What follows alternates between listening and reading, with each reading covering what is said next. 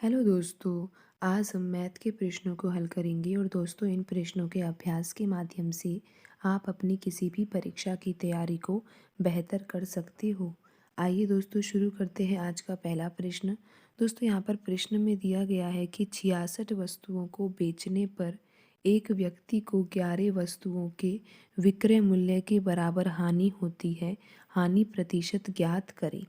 तो दोस्तों आपको यहाँ पर ये पता होना चाहिए कि जब वस्तु को बेचने पर हानि हो रही है तो हानि को हम किस तरीके से निकालेंगे।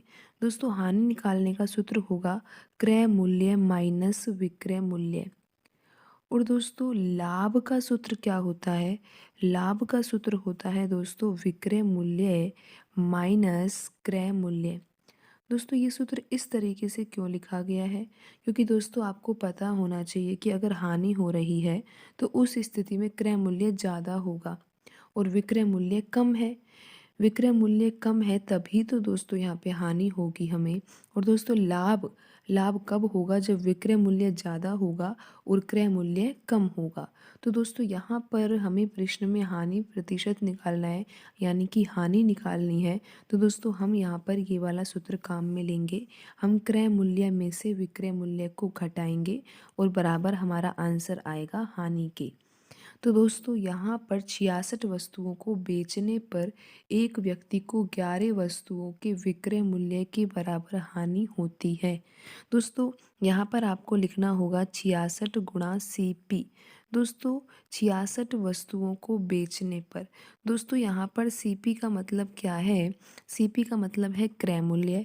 दोस्तों 66 वस्तुओं को जब खरीदा जाता है और जो उनका क्रय मूल्य होता है उसमें से अगर हम घटा दें 66 वस्तुओं का विक्रय मूल्य, दोस्तों यहाँ पर हम क्रय मूल्य में से विक्रय मूल्य घटा रही है तो बराबर आंसर में हानि आएगी। और दोस्तों यहाँ पर जो प्रश्न में हानि हो रही है वो 11 वस्तुओं के विक्रय मूल्य के बराबर हो रही है। तो दोस्तों आपको लिखना होगा 11 गुणा, और दोस्तों यहाँ पर हानि विक्रय मूल्य के बराबर देख सकते हो। दोस्तों आपको यहाँ पर SP का गुणा करना होगा। SP यानी कि सेलिंग प्राइस यानी कि विक्रय मूल्य। तो दोस्तों आपने इस सवाल को समीकरण में बदल दिया। अब आप इस सवाल को आसानी से हल कर सकते हो। बस आपको ये समीकरण हल करना है। दोस्तों आप यहाँ पर देख सकते हो कि यहाँ पर आपको 66 गुणा CP ही लिखना होगा और ये जो SP है और यहाँ भी SP है, इनको एक साइड ही ले जाइए दोस्तों। 11 गुणा SP पहले से ही लिखा हुआ है दूसरे पक्ष में, और इस 66 को आप दूसरे पक्ष में ले जाओगे तो दोस्तों ये प्लस का हो जाएगा और यहाँ आ जाएगा 66 गुणा SP। दोस्तों यहाँ पर आपको 66 गुणा CP लिखना होगा और दोस्तों 11 और 66 को जब आप जोड़ोगे तो यहाँ पर आएगा 77 और ये आ जाएगा SP। दोस्तों आप यहाँ पर देख सकते हो कि हमने किस तरीके से इस समीकरण को प्राप्त कर लिया है। दोस्तों ये समीकरण जो हमारा आया है वो इस तरह से आया है 66 गुणा CP बराबर 77 गुणा SP। दोस्तों अब आगे कैसे हल करोगे इसको। दोस्तों आपको यहाँ पर CP ही लिखे रहने देना है और SP को यहाँ पर बट्टे में लेके आना है। और दोस्तों यहाँ पर 77 लिखा हुआ है उसको लिख दीजिए और 66 को यहाँ पर आप बट्टे में ले जाइए। दोस्तों आप इसको अब सरल कर सकते हो। आप सरल करने के लिए इसको और इसको 11 के पहाड़े से काट सकते हो। ये 7 बार कट जाएगा और ये कट जाएगा 6 बार। तो दोस्तों यहाँ पर जो CP यानी कि जो क्रय मूल्य है, दोस्तों यहाँ पर क्रय मूल्य CP है और CP के सामने 7 लिखा हुआ है। तो दोस्तों यहाँ पर 7 तो क्रय मूल्य है और SP के सामने यहाँ पर 6 लिखा हुआ है। SP यहाँ पर विक्रय मूल्य है और यहाँ पर विक्रय मूल्य क्या हो गया दोस्तों, 6 हो गया। दोस्तों आपका जो इक्वेशन आया है वो आया है CP बट्टे SP और आया है यहाँ पे 7/6। तो दोस्तों CP यानी कि क्रय मूल्य के सामने 7 लिखा हुआ है। तो दोस्तों यहाँ पर जो क्रय मूल्य आया है वो आया है 7 यूनिट।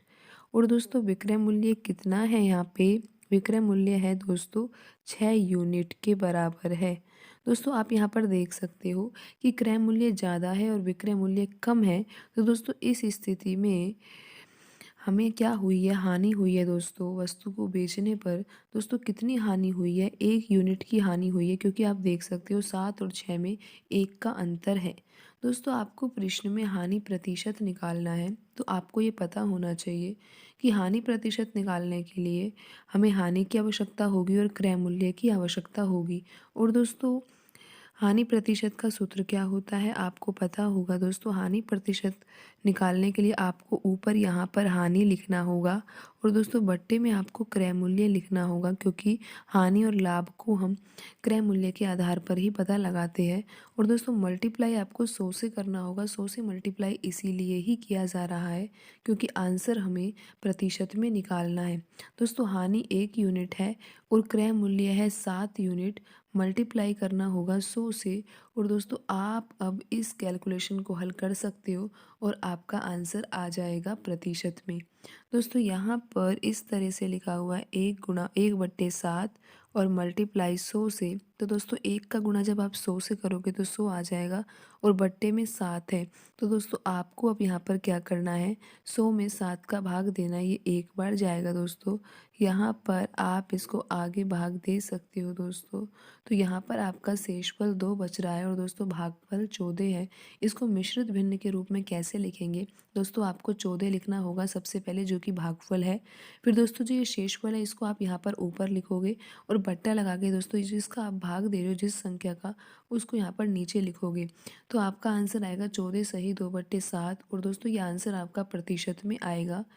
और दोस्तों हानि प्रतिशत यहाँ पर कितनी आ गई, 14 सही 2/7%। तो दोस्तों इस तरीके से आप आसानी से इन सवालों को हल कर सकते हो।